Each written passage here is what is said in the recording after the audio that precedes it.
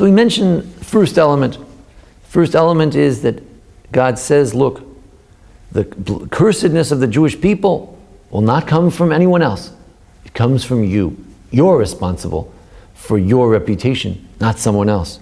And number two, the Jews are essentially, fundamentally, inherently, we are blessed. And we explain how that works. Then there's a third element. The third element says where Balak, the king of Moab, turns to Bilam and he says, look, this is not working out. These curses are just not happening. I'll tell you what, Efes katseu tireh, v'chulo lo tireh. Don't look at all the Jewish people. Just look at some of them. Just the corner. Why?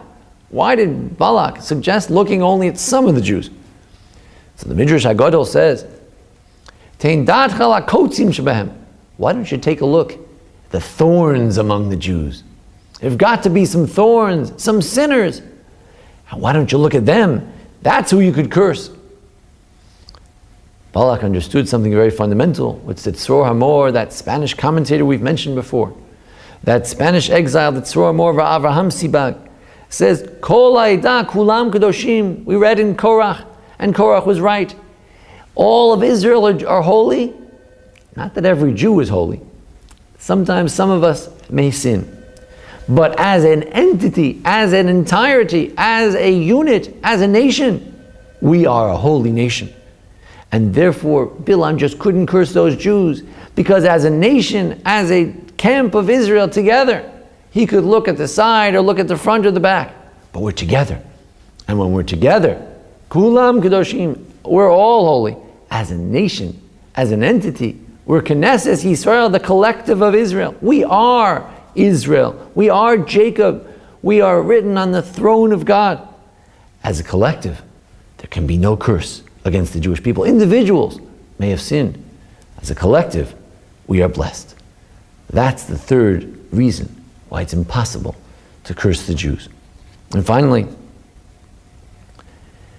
you can't curse the Jews because while we may have our own flaws,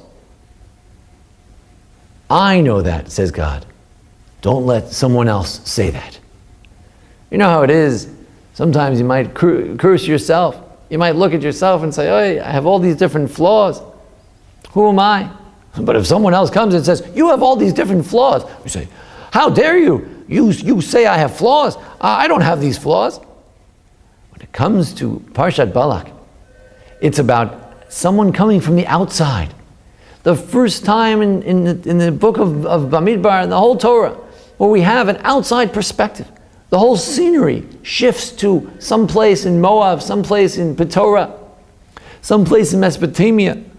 We're not in the desert anymore. We're not in the land of Israel. We're not in Egypt. It's a separate place outside of Israel. And from there outside, they want to curse the Jews. So the Devarim Rabbah, Medrash on Devarim, says as follows. They use the Greek word, which is also in English, also found in this Midrash, that it's similar to a king, shemasaret beno lepedagogo. The king gave his son to a pedagogue, to a tutor. And he said to him, Al tikoreh livni moreh. You can do whatever you want. You can teach him math and science and geometry. But just one thing, don't call my son a rebel. Don't call him a moreh. And what happened was that when someone came from the outside, this tutor, this pedagogue, this Bilam came and called us sinners. God says, no, nobody called my son a sinner. Similarly, we find when it comes to Moshe Rabbeinu, Moses, our teacher.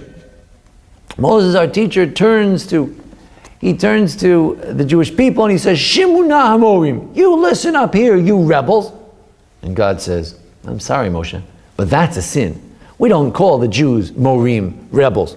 So in the Midrash Rabbah, the Dvarim Rabbah, Moshe Rabbeinu turns to God, he prays to him, Hashem Elokim, he turns to him, he prays, he says, look, he says, why can't I go to Israel? Because I called them rebels? You're the one who called them rebels. Remember in last week's Parsha, it said, L'mishmeret la'ot livnei meri. Take this staff which flowered from Aaron and did not flower from the other tribes, and let this be a proof to the children of rebelliousness.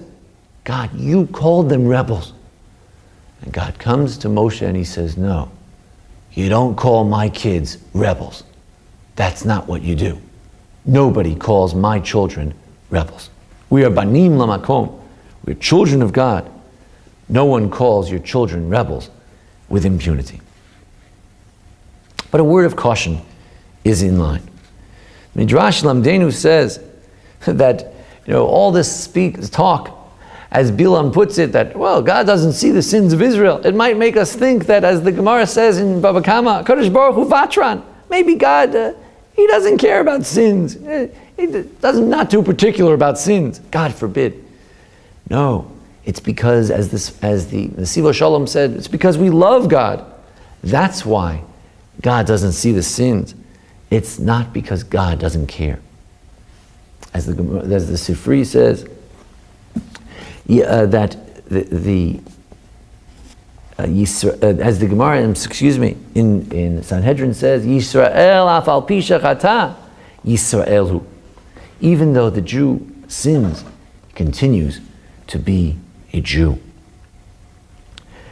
As the Gemara in Kedushin says, Bein kach uvein kach kriyim banim. One rabbi says, if the Jews sin, then they're not called children of God, only if they don't sin. Comes the other rabbi and says, no. Rabbi Meir says, Bein kach uvein kach kriyim banim. No matter what the Jews do, they're called sons of God. Banim atem Hashem Elohechem. We are sons of God. It doesn't matter what we do, we are still sons of God. There's a Jewish message here.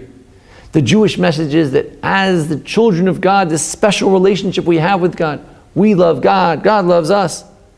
As such, we are children of God and we cannot be cursed. But there's a universal message here as well. That the reputation of a human being depends not on necromancers, not on magicians, not on Bilam. The reputation of a human being depends on your actions. In the end of the Parsha, we disgrace ourselves. But no one can cause your disgrace. No one can humiliate you. You can only humiliate yourself. The universal message is that sin is not an essential part of self. The essential self is a child of God. The essential self is a friend of God. Banim Hashem Elohechem. We are children of God. Hashem Elokav Imo. God is with us. The Jewish people in the book of Bamidbar had many, many sins. And then there was a new generation. And the question was, is this new generation stained and tainted by that which came before? And the answer, unequivocally, in the book of Bamidbar, in Parshat Balak, and in Parshat Chukat, is that no, we are not rebels. We have not been stained. We remain banim lamakom, children of God, truat melech bo. The friendship of God rests among us. Thank you for joining today here at the Anshe Sfar Beth Lemeth congregation. I am Rabbi Joel Finkelstein. You're free to email me at rabbijmf@gmail.com. And I want to thank Jason Lefkowitz of the JSL Studios for making this presentation possible. Thank you again, and join us again here at the Anshe Sfar Beth Lemeth in Memphis. Thank you.